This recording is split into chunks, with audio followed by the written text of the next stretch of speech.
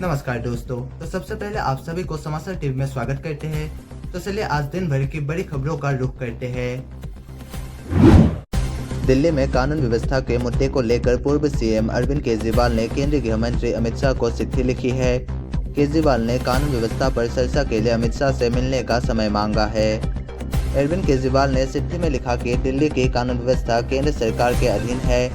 दिल्ली को अब अपराध की राजधानी के नाम से जाना जा रहा है। भारत के 19 मेट्रो शहरों में दिल्ली महिलाओं के खिलाफ होने वाले अपराध में नंबर 1 पर, साथ ही हत्या के मामलों में दिल्ली नंबर 1 पर है। संसद के शीतकालीन सत्र का आज 15वां दिन है।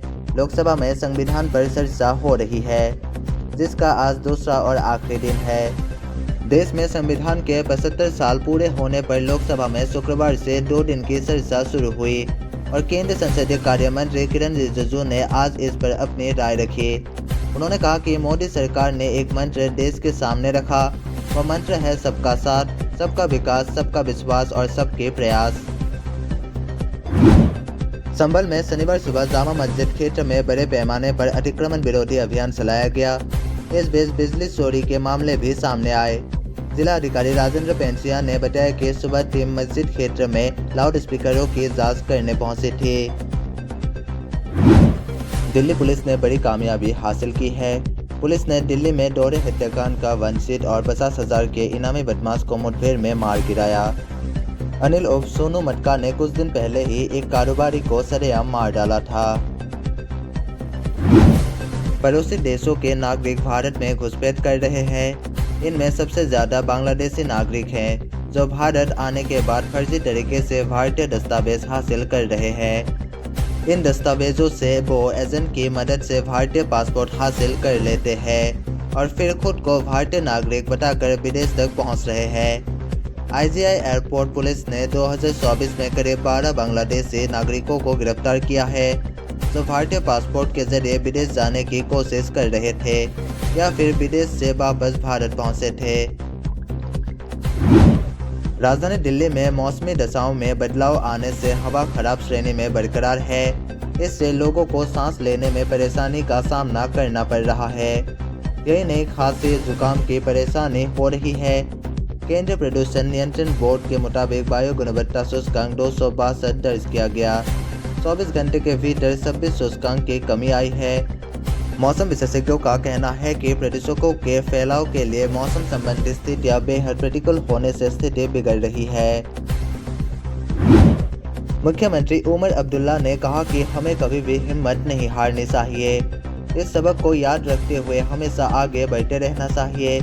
इससे कभी कोई चुनौती आपके आड़े नहीं आएगी। इसी साल में लोकसभा चुनाव लड़ा, लेकिन अति आत्मविश्वास में फंस गया।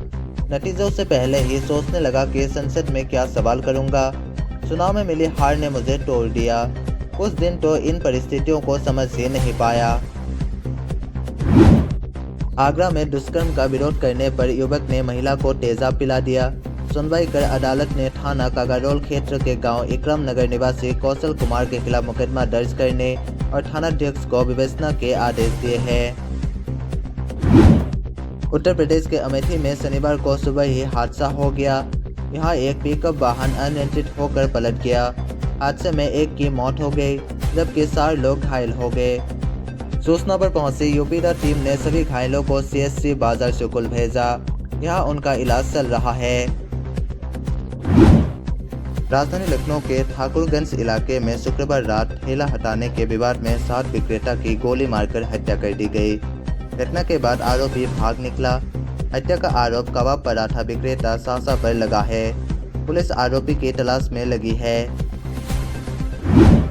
राजधानी लखनऊ में सिनहट के कमता शंकरपुरी कॉलोनी निवासी होम्योपैथिक डॉक्टर सुरेंद्र कुमार को अगवा कर 7 लाख रुपए वसूलने वाले 4 आरोपियों को बीबीडी पुलिस ने पकड़ा है। रुपए के लालच में आरोपियों ने डॉक्टर का अपहरण कर 7 रुपए ट्रांसफर कराए थे। पुलिस ने 1.33 लाख रुपए बरामद करते हुए आरोपियों के खाते सीज कर दिए हैं। मध्य प्रदेश उच्च न्यायालय से अभिनेत्री शर्मिला टैगोर, उनके बेटे सैफ अली खान और सबीबा सुल्तान को एनिमी प्रॉपर्टी मामले में अंतरिम राहत मिली है। हाईकोर्ट जस्टिस विवेक अग्रवाल की एकल पीठ ने कस्टोडियन ऑफ एनिमी प्रॉपर्टी के एक मामले में उन्हें अपीलीय प्राधिकरण के समक्ष आवेदन पेश करने की स्वतंत्रता प्रदान की है। एकल पीठ ने याचिका का निराकरण करते हुए अपने आदेश में कहा है कि अपीलीय प्राधिकरण गुण दोषों के आधार पर निर्णय ले। इंदौर समेत पूरे मध्य प्रदेश में ठंडी हवाओं का असर दिखाई दे रहा है। पहाड़ों पर बर्फबारी और सर्द हवाओं के असर से पूरा मध्य प्रदेश पिछले 5 दिन से कड़ाके की ठंड की चपेट में है। कड़ी ठंड का यह दौर अगले 3 दिन यानी 16 दिसंबर तक बना रहेगा, जिसके बाद ठंड से थोड़ी राहत मिलेगी। इंदौर में शुक्रवार को दिन का पारा 22.0 डिग्री और रात का पारा 9.6 डिग्री पर रहा। जबलपुर के उड़िया मोहल्ला में बंद पड़े वेयर हाउस से 58 वर्षीय वृद्ध संपत यादव के रक्त रंजित लाश मिलने से सनसनी फैल गई। सिर पर पत्थर से प्रहार कर उनकी हत्या कर दी गई। मौके पर खून से सना पत्थर बरामद हुआ है। आगरा के थाना मलपुरा क्षेत्र के धनौली में एक युवक को उसी के साथियों ने शुक्रवार की देर शाम पीट कर मार डाला। जानकारी मिलते ही परिजनों में कोहराम मच गया। मौके पर पहुंची पुलिस ने सबको पोस्टमार्टम के लिए भेज दिया है। शनिवार सुबह हैदराबाद के संसलगोड़ा सेंट्रल जेल से बाहर निकले साउथ सुपरस्टार अल्लू अर्जुन अब अपने घर पहुंच चुके हैं। घर पहुंचने के बाद एक्टर ने वहां मौजूद फैंस का अभिवादन किया और मीडिया से बात की। अल्लू अर्जुन ने कहा कि जो कुछ भी हुआ वो दुर्भाग्यपूर्ण था। हम उसके लिए माफ़ी मांगते हैं। मैं उनके परिवार के साथ हूँ, कोई चिंता की बात नहीं है। मैं एकदम ठीक हूँ। मेरे फैंस और आप सभी को मेरा सपोर्ट करने और इतना प्यार देने के लिए धन्यवाद।